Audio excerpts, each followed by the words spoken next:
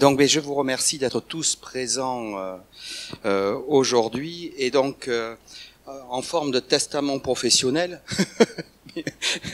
j'ai souhaité faire un peu une synthèse de ce qui est le cœur de notre travail à la Coréade, c'est-à-dire la prise en charge de l'arrêt du tabac en soins primaires, avec les spécificités de cette prise en charge. C'est-à-dire que j'ai connu moi les deux aspects. J'ai travaillé dans ce qu'on appelle maintenant un XAPA, et puis j'ai travaillé en médecine générale, en soins primaires, et j'ai pu voir les différences notables qu'il existe. On a les mêmes patients, mais pas au même moment, et pas forcément au même degré de gravité, et donc on est extrêmement complémentaires, et donc ça m'a toujours donné envie d'essayer de développer la pratique addictologique en soins primaires.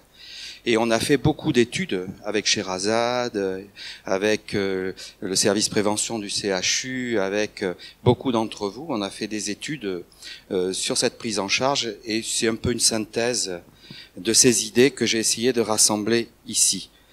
Alors j'essaye de trouver la flèche. Voilà. Et donc les soins primaires ont des atouts dans la Manche. Donc je vais commencer par ça. Et tout d'abord, la proximité. C'est vrai que on est sur tous les territoires et vis-à-vis de tous les publics. Donc au moment où on essaye de diminuer les inégalités sociales et territoriales, les soins primaires apparaissent indispensables. On est le premier contact avec le système. Je ne parle pas que des médecins généralistes, hein. Quand je parle des soins primaires, ça peut être la médecine du travail, la médecine scolaire, les infirmières, les kinés, les dentistes, les sages-femmes, enfin tous les acteurs qui ne sont pas des spécialistes en addicto et qui sont sur les territoires. Donc on est le premier contact avec le système de soins, et j'oublie pas les pharmaciens, surtout qu'il y en a beaucoup ici. Voilà. Donc on est en proximité géographique, en proximité temporelle et en proximité humaine de ces personnes. Voilà. Et donc on est dans toutes les communautés, au cabinet, à l'officine, au travail, à l'école ou à domicile, avec un lien avec le médico-social. Alors ça va parfois vous paraître un petit peu théorique et idéalisé, mais c'est souvent comme ça quand même, et ça sera de plus en plus souvent comme ça avec les nouvelles organisations. Enfin, du moins, c'est leur but. La continuité des soins, parce que en soins primaires, on va généralement encore moins qu'avant, mais suivre les gens jusqu'au domicile. Je dis moins qu'avant pour les médecins généralistes, toute l'année et tous les jours, pratiquement, avec des systèmes de garde, etc. Et toute la vie aussi, de la naissance au décès. Donc, vous voyez, il n'y a pas tellement de trous dans la raquette pour la prise en charge de ces patients. Et donc, la trajectoire du tabac et la trajectoire de vie avec le tabac de nos patients, elle va être dans cette continuité aussi. Et d'où l'importance de mobiliser les soins primaires. Ensuite, la globalité, parce que en soins primaires, on va de la prévention aux soins palliatifs. C'est centré sur la personne pour toutes ces pathologies et facteurs de risque. Donc, on n'est pas des spécialistes d'organes. En général, la plupart du temps, en soins primaires, la prise en compte notamment des aspects biopsychosociaux. C'est-à-dire, on s'occupe des personnes dans leur globalité, même si on est souvent très focalisé sur les soins. Mais dans l'idéal, il y a une prise en charge biopsychosociale. Et donc, on est au sein d'une communauté aussi de professionnels. La personne est orientée dans son parcours, voilà, par ces professionnels, mais c'est la personne qui est porteuse de son parcours. Ça aussi, c'est quelque chose qui me tient à cœur, parce qu'on a parfois, dans nos démarches, parfois, on construit des parcours idéalisés en fonction de ce que l'on pense, et sans penser que c'est le patient qui décide de son parcours, et qu'on est dans une décision partagée. Et donc parfois, beaucoup d'échecs ont été liés au fait qu'on a construit des parcours en oubliant les patients. Or, le patient, il est autonome dans ses choix. Et il vaut mieux s'adapter parfois aux choix que font les patients, plutôt que nous créer des parcours idéaux, théoriques, dans lesquels les patients ne s'inscrivent pas. Je pense notamment à l'afflux des patients aux urgences, où il faudrait peut-être réfléchir en fonction de ce que font les patients, parce qu'ils sont intelligents, les patients. Voilà, ils font ce qui leur convient. Et donc, il faut aussi tenir compte de ça. Les soins sont coordonnés, normalement, puisqu'on a chargé le médecin traitant de coordonner ses lois, mais il n'y a pas que lui qui va les coordonner, et la personne est impliquée, normalement. Alors, pas tous, parce qu'il y a des gens qui ne sont pas en capacité de s'impliquer aussi loin que d'autres. Donc, c'est aussi une question qui est importante, jusqu'où on peut aller vers. Dans le champ de la précarité, par exemple, on dit qu'il faut aller vers les gens qui ne sont pas en capacité d'aller vers le système de soins, mais il y a aussi une question éthique, jusqu'où faut-il aller vers? Donc c'est une question qui est souvent soulevée par rapport à la précarité, qui est à réfléchir aussi, sur lesquelles on commence à s'investir un peu. Il y a l'intimité aussi, parce que la connaissance de la personne, de son entourage, de ses valeurs, de ses difficultés, c'est quelque chose qui, en tant qu'addicto, en consultation d'addicto, va nous prendre beaucoup de temps, parce qu'on ne connaît pas la personne, elle vient nous voir pour son problème addictif, et il va falloir du temps pour apprendre à la connaître. Ça. Mais le médecin traitant, lui, il les connaît souvent depuis l'enfance. Et petit bout par petit bout, de petit temps par petit temps, il a construit une connaissance du patient, qui est également extrêmement importante, d'où l'importance de partager avec eux également sur cette connaissance-là. En plus, en soins primaires, il y a la connaissance du territoire, du contexte de travail, du contexte de vie, des difficultés spécifiques à un territoire que n'aura pas l'addictologue qui est généralement dans un centre urbain, par exemple. Et puis, la confiance partagée. Voilà, c'est-à-dire que le patient, normalement, malheureusement de moins en moins, avec la désertification, il nous a choisi. Il a décidé de faire un parcours de vie avec nous pour sa santé. Donc, ce n'est pas un hasard. Malheureusement, maintenant, ils choisissent de moins en moins le médecin traitant. Ils prennent le premier qui accepte de les prendre comme médecin traitant. Mais bon. Malgré tout, ils sont dans une confiance partagée, en général. Alors, je parle pas, je suis médecin généraliste, alors vous excuserez, j'évoque souvent le médecin traitant, mais c'est vrai pour tous les autres professionnels de santé. Je vois en ville, mon cabinet était entouré de 4-5 pharmacies, donc les gens, ils choisissent leur pharmacie. Il y a les jeunes, en général, ils vont prendre celle qui est au bas de l'immeuble. Ils vont pas cher, et puis ils vont en changer. Mais les personnes âgées dont je m'occupais, elles avaient fait toutes les pharmacies du quartier, et elles étaient focalisées sur une. Parce qu'il y avait la préparatrice Intel avec qui elles pouvaient parler et qui leur convenait. Donc il y a quand même un choix et une confiance partagée qui est majeure. Pareil pour le chirurgien dentiste, etc. Il y a un choix quand même. Voilà. Donc tout ça pour amener à un premier message. Donc j'ai essayé de synthétiser dans des messages clés. Mon souci, c'est d'être pédagogique. Voilà. Et donc accompagner efficacement une personne nécessite de mobiliser les soins primaires. Je vois pas comment on peut faire sans. Et malheureusement, parfois, on fait sans. Pour diverses raisons qui se justifient. C'est pas un reproche. Voilà.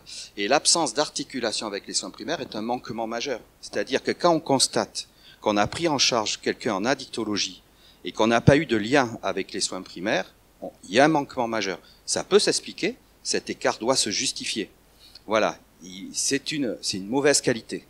Voilà, donc il faut tout faire pour maintenir le lien entre les soins secondaires et les soins primaires. C'est une priorité. Sinon, on a l'impression que le patient il est suivi dans plusieurs tuyaux qui ne se rencontrent jamais. Et ça, c'est pas bon, parce que lorsqu'on va lâcher le patient, il est sevré depuis quelques mois, il va bien, on le lâche dans la nature. Et forcément, il va le rechuter, on le sait tous, à un moment ou à un autre. Et cette rechute, elle va se produire, enfin rechute qui est un mauvais terme, enfin bon, je passe, elle va se produire dans un contexte de soins primaires. Et si le médecin n'a pas, ou l'autre professionnel n'a pas été impliqué, eh bien on va perdre du temps probablement à ce niveau-là. Alors il y a des atouts, mais malgré tout, il y a des bémols. C'est qu'il y a dans des études qui datent un peu, mais ça n'a pas dû beaucoup bouger. Peut-être, si on est optimiste, disons que ça s'est peut-être un peu amélioré avec une féminisation de la profession et des jeunes qui sont plus sensibles à la prévention. On a 1 à 3% de militants très engagés. Donc ce sont généralement des acteurs de soins primaires qui deviennent addictologues, qui font les DU, qui sont hyper impliqués, qui vont souvent avoir une activité mixte. Donc ce sont plus vraiment... Enfin, ils ont une partie soins primaires et une partie un peu comme moi j'ai fait, une partie addicto. Et puis 7 à 15% de motivés prêts à s'impliquer, c'est-à-dire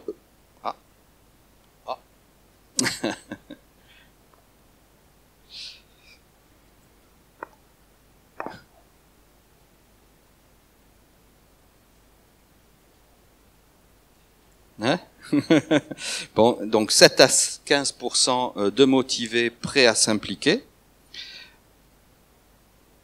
Voilà, 20 à 30% d'intéressés de façon ponctuelle. Alors ceux qui vont chercher à s'impliquer, ce sont des gens que l'on va mobiliser dans les actions du réseau, dans des études, etc.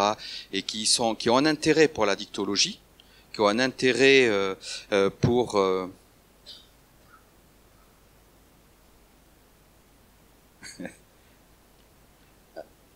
oui, non, mais je te fais confiance, André, c'est pas le souci. Ça tombe bien, on avait un peu d'avance. Ça vous permet de souffler, déjà de digérer la première partie, voilà. Enfin.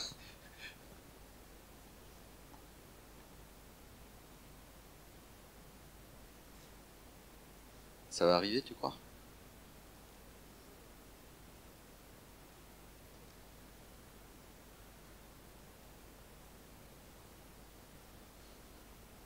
Voilà. Donc je veux dire, il y a 5 à 15% de gens qui sont donc motivés pour s'impliquer, mais sans pour cela devenir addictologues. Et puis on va en avoir 20 à 30% qui sont intéressés de façon ponctuelle, c'est-à-dire voilà, il y a des moments où ils vont s'impliquer, puis des moments où ils s'en occupent plus, etc. Et puis le reste, voilà, parce que mon écran aussi c'est 40 à 55% d'indifférents. C'est-à-dire ceux-là, on aura beau ramer pour essayer de les recruter, c'est pas leur souci. Ils ont d'autres priorités, voilà, genre de réflexion qu'on nous fait souvent quand on anime des réunions, notamment de médecins généralistes.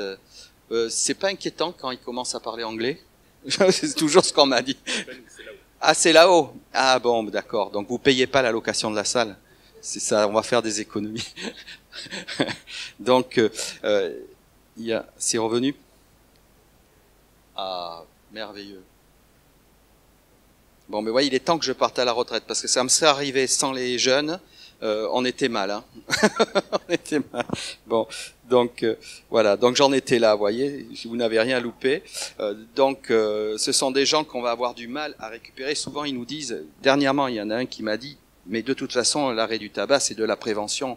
Or, nous, c'est pas notre mission, médecin généraliste, hein. La prévention, c'est pas pour nous, nous, on est payé pour faire du soin. Donc la prévention, elle n'est pas payée. Donc on est libéral, il faut rentabiliser le cabinet. Donc bon, tout ça, c'est pas à nous de s'en occuper. Or l'arrêt du tabac, pour moi, c'est un soin.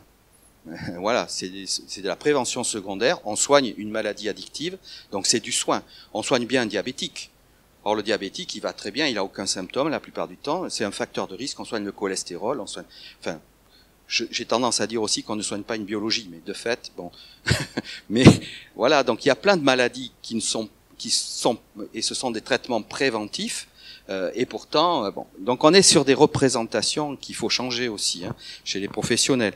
Donc ça fait partie de nos missions d'accompagner l'arrêt du tabac, et c'est payé parce qu'on fait une consultation dédiée.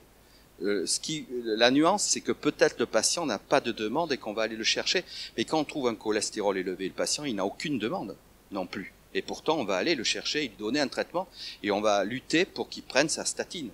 Hein, donc voilà, donc il y a des représentations qui, à mon avis, ne sont pas justes, qui s'expliquent. Donc il ne s'agit pas d'accuser, elles s'expliquent. Mais du coup, il va falloir changer ces représentations. Et puis en bas, en rouge, les 10 à 20% d'irréductibles à tout changement, ils sont généralement près de la retraite, et il est temps qu'ils arrêtent. Voilà. Donc comme moi, j'ai compris. Voilà, on sait pas. Alors, ce qui était intéressant, c'est que les deux premiers, là, les 1 à 3% de militants très engagés, les 7 à 15% de motivés prêts à s'impliquer, sur le projet de lieu d'accompagnement à la santé sans tabac, c'est eux qu'on peut mobiliser. Alors ça, c'est une étude qui a été faite chez des médecins traitants. Donc, probablement, les proportions sont pas identiques dans les autres professions, mais on va avoir les mêmes cadres. Peut-être avec des pourcentages différents, mais on aura un peu les mêmes. Et du coup, on va avoir une proportion de professionnels de santé primaire, pharmaciens, kinés, etc., qui peuvent s'impliquer en tant que LAST, parce qu'ils sont motivés sur ce projet, et qui sont prêts qui sont motivés, et donc prêts à s'impliquer en acceptant que ça va leur demander un effort plus que du temps. C'est l'effort que ça demande. Le temps, pas tellement, parce qu'on peut l'intégrer, et on va le voir, dans sa façon de procéder, sans prendre du temps pour ça. Ça peut se faire. Mais c'est la motivation qui est importante pour que ça se fasse. Rien que ça, si vous avez ne serait-ce que 10 à 15% des professionnels de soins primaires qui acceptent de s'impliquer dans des lieux d'accompagnement à la santé sans tabac, on va en avoir plus de 1000 sur la Nouvelle-Aquitaine, et le patient trouvera près de chez lui quelqu'un en capacité de l'aider pour arrêter de fumer, et près de chez lui et sur son parcours habituel. Il n'aura pas besoin de chercher un nouveau professionnel de santé. Il aura soit son pharmacien, soit son médecin du travail, son infirmière du travail, son infirmière, sa sage-femme, etc., qui sera un last. Donc sur son parcours habituel, il pourra être aidé. Donc c'est un peu la motivation du processus. Donc là, j'avais chiffré, ça fait entre 400 et 900 médecins généralistes, 150 à 300 pharmacies, etc. Pour vous donner un ordre d'idée, il y a à peu près 2000 pharmacies en Nouvelle-Aquitaine, et on a l'impression qu'il y en a partout, pratiquement. Hein, on n'a pas il y a sûrement des petits déserts aussi. Mais globalement, elles sont bien réparties, les pharmacies. Et bon, avec 1000 à 2000 LAST, vous couvrez largement le territoire en lieu accessible. Donc ça vient justifier un petit peu le processus. Dans le deuxième message, une minorité de professionnels sont très impliqués et ont une pratique complémentaire en addictologie. Une majorité ne souhaite pas s'impliquer.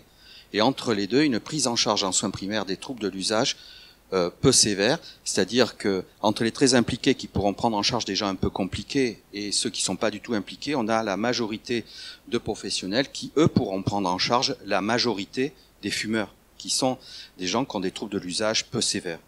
Voilà.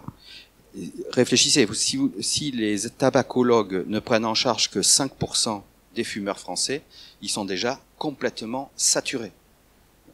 Donc ça ne sera pas possible et on pourra pas. Donc il faut bien que les soins primaires s'y mettent.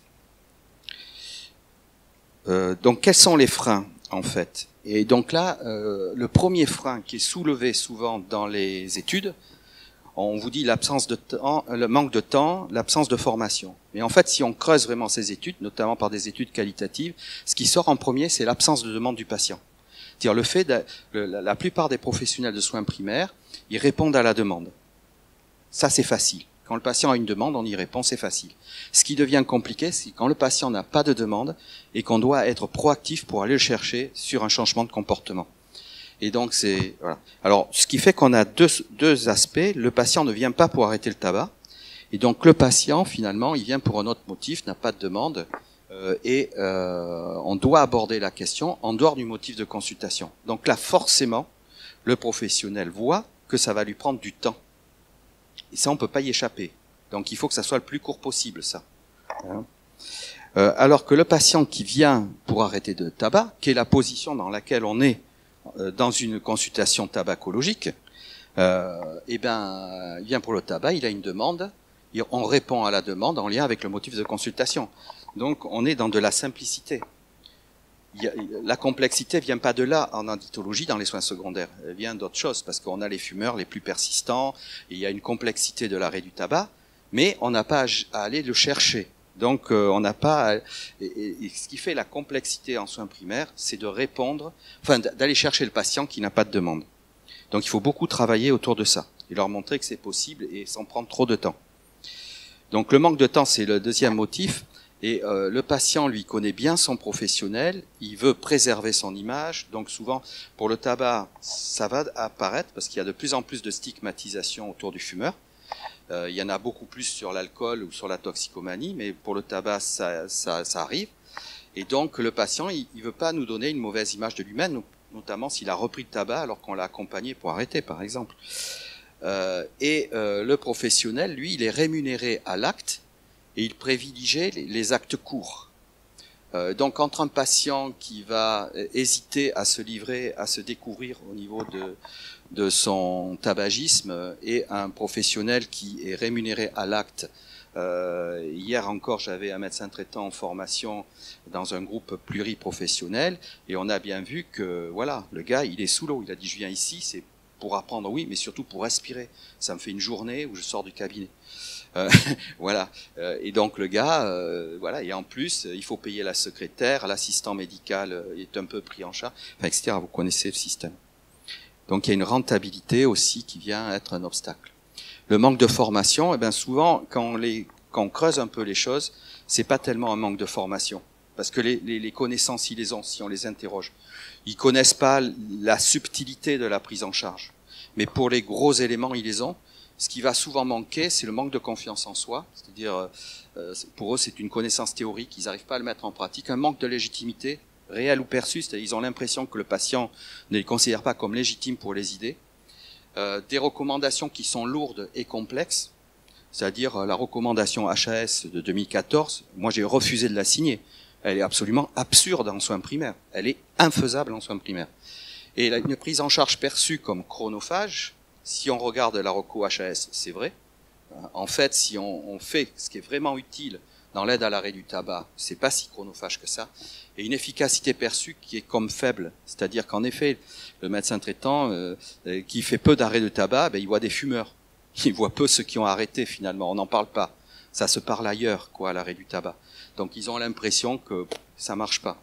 Alors que ça marche très bien. Ça marche bien comme pour les autres pathologies. Le manque de rémunération, on en a un peu parlé, il n'y a pas d'acte spécifique dans beaucoup de professions de soins, enfin dans toutes les professions, il n'y a pas d'acte spécifique arrêt du tabac. Pas forcément une solution ça. Mais il y a par exemple l'infirmière libérale, il n'y a rien pour coter. Certains y arrivent, mais c'est pas vraiment calé quoi. C'est du travail en plus pour la même rémunération. C'est souvent ce que va vous dire l'acteur sur la ville, qui n'est pas salarié. Voilà. Donc, message clé croix. Qu'est-ce que ça veut dire tout ça? Soit on essaye de changer le système. On trouve des rémunérations. On a des actes spécifiques. Enfin, il y a des décisions politiques extrêmement puissantes qui font que aider quelqu'un à arrêter de fumer, c'est rentable. On peut y consacrer du temps et on est suffisamment de professionnels. Faut pas rêver. Honnêtement, ça va pas se faire de suite. Donc, qu'est-ce qu'on peut faire? C'est proposer des interventions courtes, simples, efficaces, adapté au contexte spécifique de la réalisation. Le pharmacien, il va pas faire pareil que l'infirmière, que la sage-femme, que le médecin traitant, que le chirurgien dentiste. Le contexte n'est pas le même. Le patient n'est pas vu au même moment de sa trajectoire, etc. Donc, il faut inventer des organisations et de nouvelles façons de faire. Est-ce possible?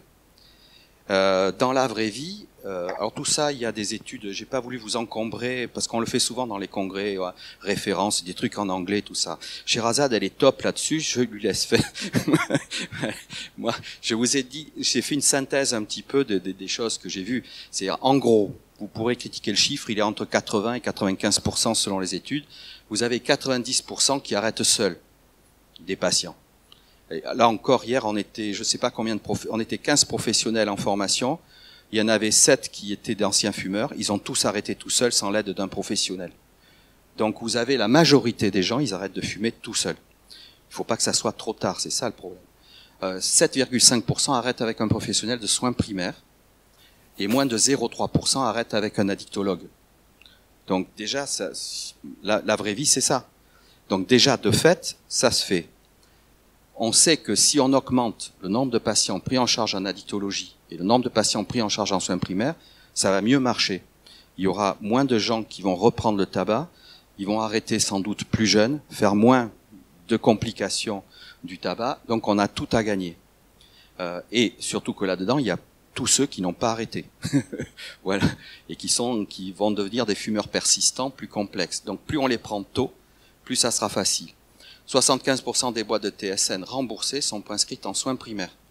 Ça, ce sont des données 2021. C'est-à-dire qu'on voit que quand même, dans les consultations spécialisées, on prescrit plus. Mais donc il y a aussi des choses à améliorer. Arrêter avec les outils les mieux adaptés à chacun, arrêter avec une aide professionnelle, multiplie de 2 à 10 fois les arrêts durables selon les études. En gros. Hein, donc, voyez, donc si vous êtes un optimiste, vous regardez que les études qui multiplient 10 fois. Voilà. Si vous êtes un pessimiste, vous dites c'est que 2 fois plus. Mais donc on voit bien, vu l'écart, on sait bien qu'on est encore dans du flou. Hein, rien n'est trop. Et puis les patients sont tellement, il n'y a pas le fumeur, ça n'existe pas. Chaque fumeur est différent. Donc les études, c'est du prêt-à-porter, c'est pas de la haute couture. Voilà. Donc, dans la vraie vie aussi, ça, ce sont les stats que nous ont transmis l'assurance maladie pour la Nouvelle-Aquitaine. On voit que les gens qui arrêtent avec des traitements de substitution nicotinique, vous voyez, en gros, 50-59 ans. Trop tard. Ils sont déjà dans la tranche d'âge des conséquences du tabagisme. Ils ont tous souvent des problèmes cardiaques, des problèmes. Donc, qu'est-ce qui fait qu'ils arrêtent? Voilà, la peur de la maladie, ils ont déjà l'épée de Damoclès dessus qui est très nettement installée, et ils viennent demander de l'aide. Ça ne veut pas dire qu'ils n'ont pas essayé d'arrêter avant, ils ont fait de multiples tentatives, réussies ou ratées, mais ils les ont fait sans aide. L'année dernière, j'avais fait une présentation sur la trajectoire de l'arrêt du tabac, où on voit bien que les jeunes, ils arrêtent tout seuls sans aide, souvent de façon circonstancielle, ils n'ont plus de cigarettes, ils vont pas en acheter de suite, et ils s'exposent à l'addiction, ils prennent conscience qu'ils sont addicts, voilà, mais à ce moment-là, mais ils n'ont aucune aide. Ensuite, ils vont mettre en place des autosupports, des applis, le Mois sans tabac, les réseaux sociaux, le bouquin d'Alain Carr. On verra tout à l'heure le bouquin de Nathalie. Voilà. Donc, ils arrêtent tout seuls en utilisant des autosupports. Et puis, l'âge avance, et ils ont fait X tentatives. Et ils se disent ça devient dur maintenant d'arrêter, donc je vais demander l'aide d'un professionnel. Et quand ils se décident à demander l'aide d'un professionnel, souvent ils vont demander l'aide du cador, quoi, du tabacologue reconnu du coin, parce que voilà, maintenant à partir du moment où ils sont décidés, ils demandent. Mais c'est trop tard, souvent. D'ailleurs, quand on voit les études qui portent sur les gens que l'on voit en consultation de tabacologie, on voit bien que la moyenne d'âge, elle est autour de ça aussi. Hein. Donc c'est souvent trop tard. C'est jamais trop tard, mais c'est un peu tard. Voilà. Donc, message clé 4, favoriser les tentatives d'arrêt, favoriser l'accès aux aides efficaces, parce qu'ils choisissent tout seuls. Ça serait mieux qu'on leur donne ne serait-ce qu'un conseil, sans forcément les accompagner. Favoriser l'accès à une aide professionnelle, si elle est plus facile, peut-être qu'ils vont s'y décider plus tôt. Favoriser l'accélération de la trajectoire d'arrêt, parce que ce qui compte surtout, le tabac n'aurait aucun inconvénient, ben, tant pis, ils fumeraient les gens. Si on veut qu'ils arrêtent de fumer, c'est parce qu'il y a des troubles liés à l'usage du tabac, des maladies qui vont les tuer ou diminuer leur qualité de vie. Donc ce qu'il faut, c'est que le fumeur fume le moins longtemps possible dans sa vie. C'est ça l'objectif. Qu'est-ce que j'ai mis là? Voilà.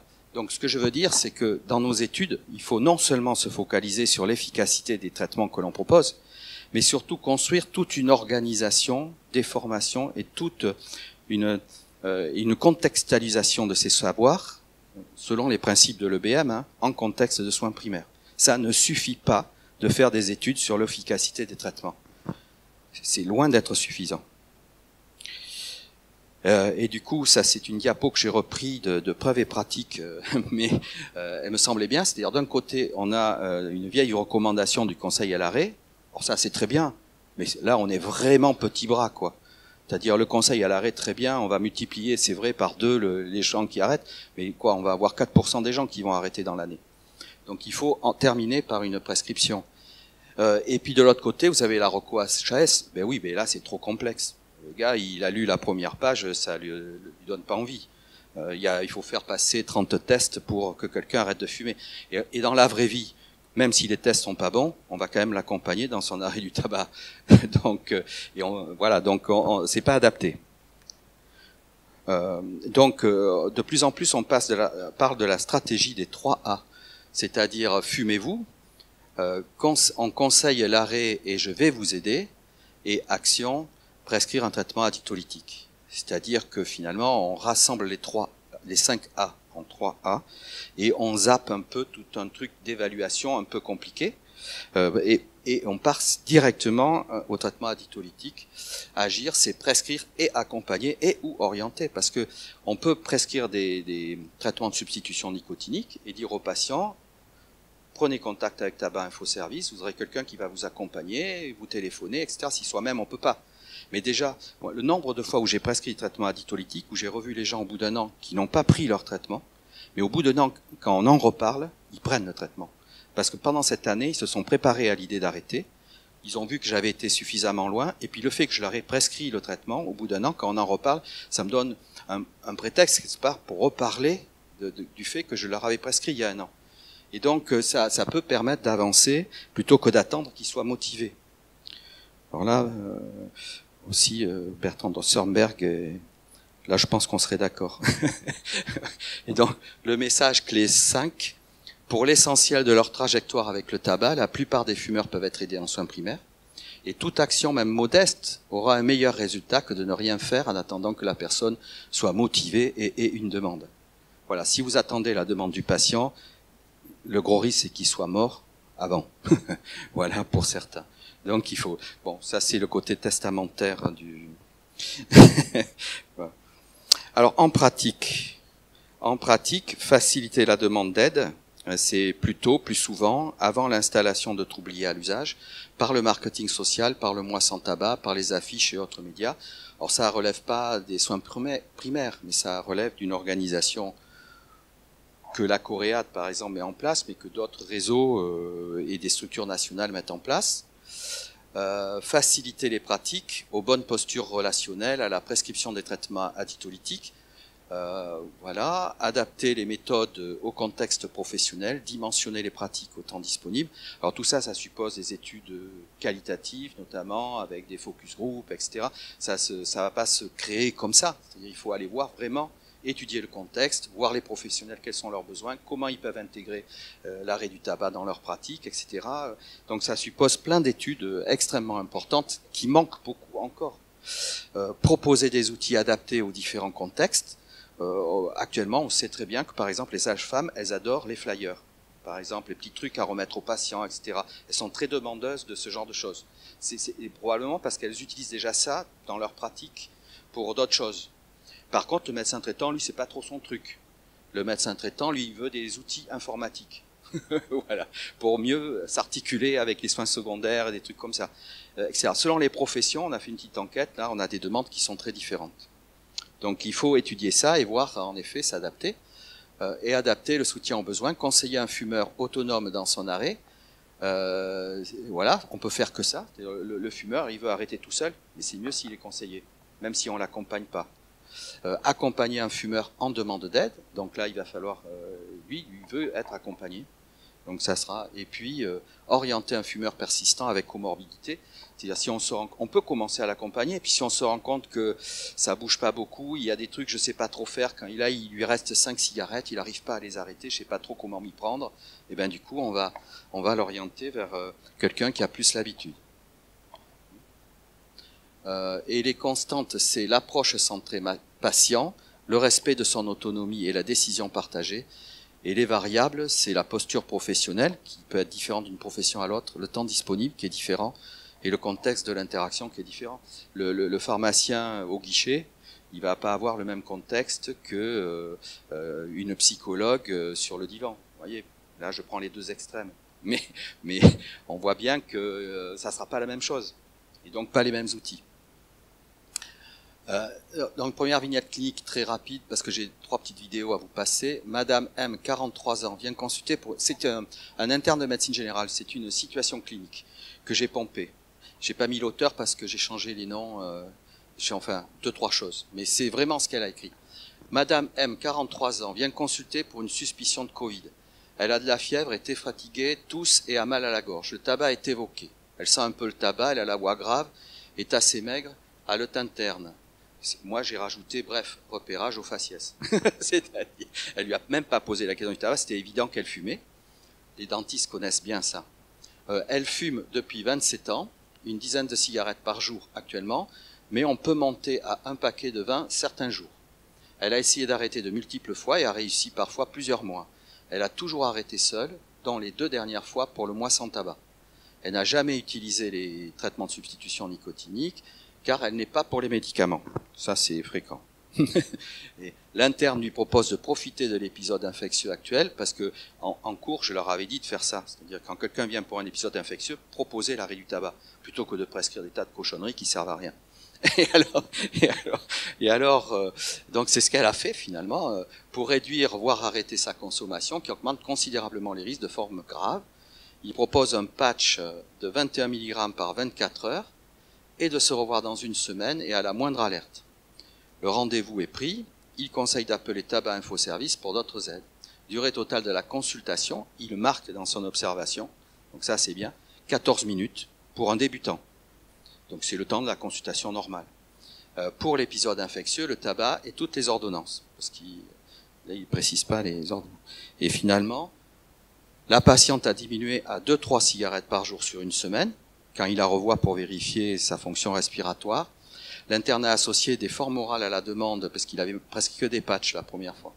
Donc là, il associe l'effort moral, il propose un agenda des envies, et la patiente a arrêté dans les 48 heures, et toujours non fumeuse 4 mois plus tard. À la grande surprise de l'interne, il fait toute une conclusion très large, disant qu'il est vachement étonné finalement qu'elle ait arrêté aussi facilement, etc., et qu'il comprenait pas pourquoi. Et voilà. Et du coup, voilà. Donc du coup, souvent en soins primaires, on va être face à ces situations. Donc vous comprenez bien que quelqu'un comme ça, qui va voir un tabacologue, et qui va prendre du temps au lieu de voir, alors que ce temps, il devrait le consacrer aux fumeurs persistants qui n'arrivent pas à arrêter. Et cette patiente, ou si cette patiente, elle ira voir le tabacologue 10 ans plus tard, au moment où ça sera beaucoup plus difficile d'arrêter. Donc c'est pas si compliqué que ça. C'est ça que je voulais dire. Du coup, est-ce qu'on a le son? Il n'y a pas le son.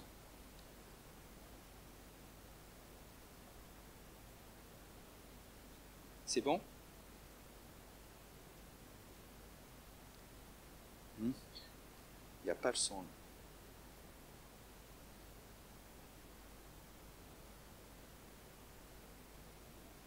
Non, il n'y a pas le son. Je reviens en arrière. Là, on crée. Il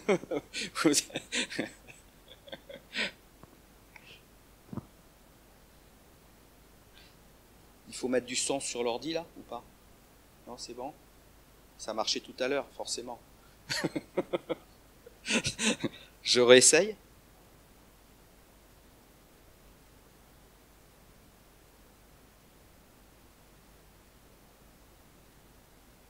Ouais. Alors je vais mettre le micro et tu me dis où ça sort le son là?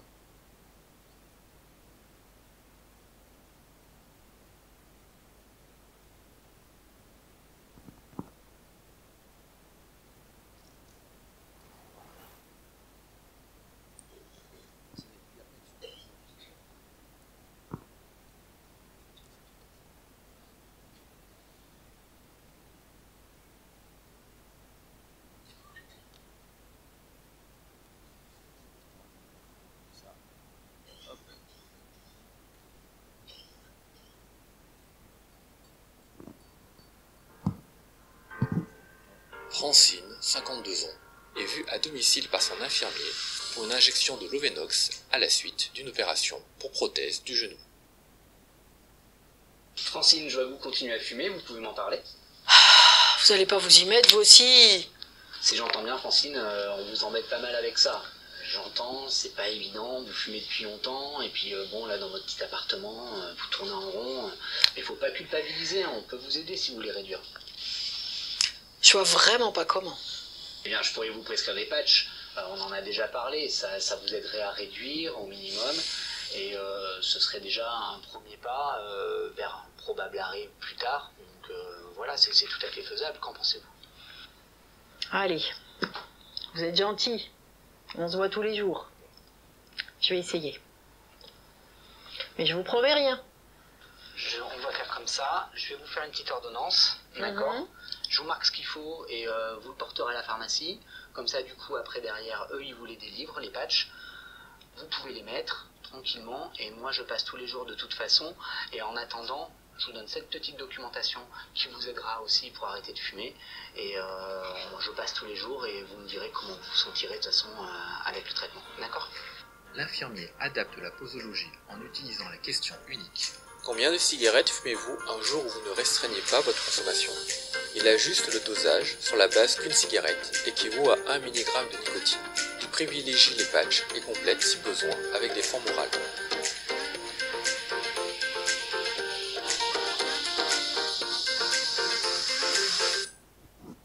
Voilà, alors c'est un vrai infirmier. Donc la vidéo a été conçue avec lui. Oui. Et donc non, il y en a une autre qui passe. Donc vous voyez, ce qui est intéressant, c'est que l'infirmier, il voit la personne tous les jours pendant 3 semaines. Donc vous voyez, l'impact sur le suivi est majeur. Donc, mais il ne peut pas se permettre de consacrer plus de quelques secondes à ça. Et il va le faire en même temps qu'il fait sa piqûre, enfin. Je ne sais pas s'il y a des infirmiers libéraux ici, mais on sait bien comment ça fonctionne, hein. Et voilà, on rentre, on sort, quoi. On fait la piqûre, on est gentil, empathique, mais on ne va pas y rester, on ne peut pas. Donc, et faire ça, c'est mieux que de ne rien faire. Je pense que c'est évident que ça va aider quelques personnes à arrêter. Et là, en plus, on est sur des fumeurs malgré tout persistants. Enfin, moi, dans mon expérience, j'avais 2 infirmières qui travaillaient comme ça. J'ai eu des patients qui ont arrêté de fumer de façon, pour l'instant, définitive. Alors, est-ce que c'est le bon, là? Ouais, c'est le bon. Soit 52 ans, vient chez sa kinésithérapeute dans le cadre d'une aggravation de sa BPCO. Comment vous allez avec le tabac depuis la dernière fois? Oula, alors je fume moins, mais franchement, c'est pas facile. Hein. Je suis très énervé et très fatigué. Ah oui, sûrement avec la bronchite, ça va être normal.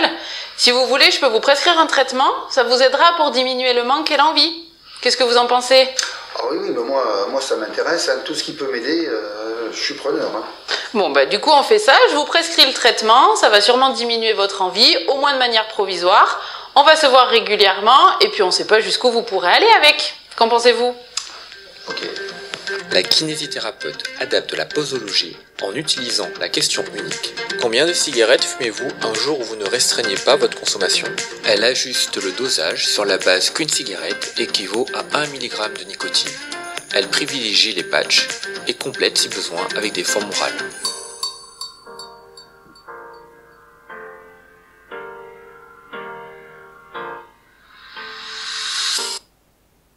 Voilà. Donc, vous voyez, chez le kiné, pareil, patient qui fait une exacerbation de BPCO, il vient faire ses séances régulièrement. On a un temps où on est souvent en interaction avec lui. Alors, bien sûr, le message tabacologique, il est réduit au minimum. Mais ça, c'est totalement intégrable dans le suivi normal. Ça demande quasiment pas de temps supplémentaire. C'est juste une motivation supplémentaire. Donc, quels sont les enseignements? Déjà, décision partagée. Alors là, c'est un peu rustique. Hein. Dans la vraie vie, il faudra peut-être mettre un peu plus de forme. On choisit arrêt ou réduction contrôlée, parce que le patient va s'améliorer avec une réduction contrôlée aussi. Et puis, est-ce définitif ou provisoire? On peut dire essayez, puis au moins le temps de la pathologie. Et puis souvent, les gens ils vont continuer à arrêter. On n'est pas forcément sur... Enfin, l'objectif idéal, c'est l'arrêt définitif. Mais on est dans la vraie vie avec des patients, tout arrêt, même qui dure qu'1 mois, 2 mois, c'est mieux que rien. Donc on est dans cette psychologie-là, qui est différente de la psychologie qu'on doit avoir en soins secondaires, où forcément, là, il faut être au taquet, il faut le mieux de réussite possible. Hein, voilà. Ça, c'est pour le chirurgien dentiste, parce qu'on n'a pas encore trouvé le chirurgien dentiste, donc je sais qu'il y en a dans la salle pour tourner la vidéo. Donc, Denis, 40 ans, revient pour un bilan annuel de... Enfin, je vous la fais simple. C'est ce que je vous ai raconté un peu pour moi, qui m'est souvent arrivé. On prescrit à un patient un traitement nicotinique et puis finalement on le revoit quelques temps après, il n'a pas pris. Mais on a semé la graine, quoi. C'est-à-dire la seconde fois, quand on en reparle, souvent il s'est préparé à l'idée, alors que la première fois, il est venu sans se préparer à l'idée d'aborder la question de l'arrêt du tabac. Donc ce qui est très très important, c'est d'en parler régulièrement, parce que le patient se prépare à l'idée. Si vous suivez un patient depuis 20 ans et que vous lui avez jamais posé la question de l'arrêt du tabac, ça vient comme un cheveu sur la soupe. Voilà. Alors que si on en parle régulièrement, il se prépare, il construit un peu sa stratégie de son côté et on va l'accompagner. Et il y a une dernière, sa décision partagée, arrêt décalé, voilà. Et puis la dernière vidéo.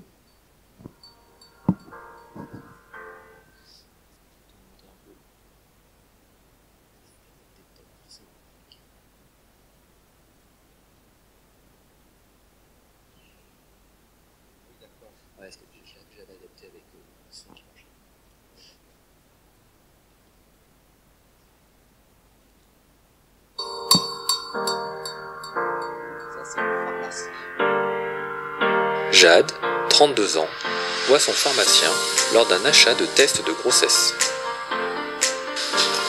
Bonjour madame, bonjour, je vois que vous avez choisi un test de grossesse. Est-ce que vous aimeriez qu'on parle des précautions à prendre pendant la grossesse? Alors du coup je sais qu'il faut que j'arrête l'alcool et le tabac. D'accord. L'alcool pas de souci, par contre le tabac je fume quand même beaucoup. Bonjour monsieur. Un paquet par jour à peu près, j'ai réussi à diminuer mais j'arrive pas à arrêter. D'accord. Du coup je peux vous conseiller un traitement qui est très efficace et qui est compatible avec la grossesse. Est-ce que vous aimeriez qu'on en parle? Ouais, je veux bien. Très bien. Le pharmacien adapte la posologie en utilisant la question unique « Combien de cigarettes fumez-vous un jour où vous ne restreignez pas votre consommation ?» Il ajuste le dosage sur la base qu'une cigarette équivaut à 1 mg de nicotine. Il privilégie les patchs et complète si besoin avec des formes orales. Je vous conseille du coup ces patchs, voilà, et ces gommes à mâcher. Le patch sera appliqué une fois par 24 heures, voilà. Vous changerez bien la position du patch tous les jours, et il y aura ces gommes à mâcher à utiliser au moment où vous sentirez le plus de manque. D'accord? Est-ce que ça vous convient? Oui, du coup ça risque rien pour le bébé. Ça ne risque rien pour le bébé, c'est ni pour vous pendant la grossesse. Je vous remets aussi ce dépliant qui vous aidera dans votre démarche. Nous sommes ici disponible à la pharmacie pour vous conseiller. On va pouvoir vous accompagner dans votre sevrage. N'hésitez pas à en parler aux autres professionnels de santé qui peuvent aussi vous accompagner dans votre démarche. Okay, super, merci.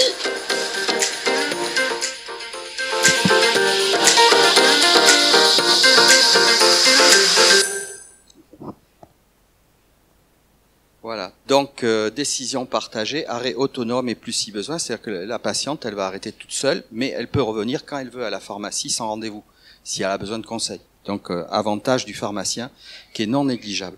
Donc dernier message, on arrive près du bout, le sur-mesure est possible dans de multiples dimensions et avec bon sens. Aider à arrêter de fumer est simple en fait. C'est l'arrêt du tabac qui est difficile et incertain, c'est-à-dire c'est le patient qui, pour le patient, ça va être parfois compliqué.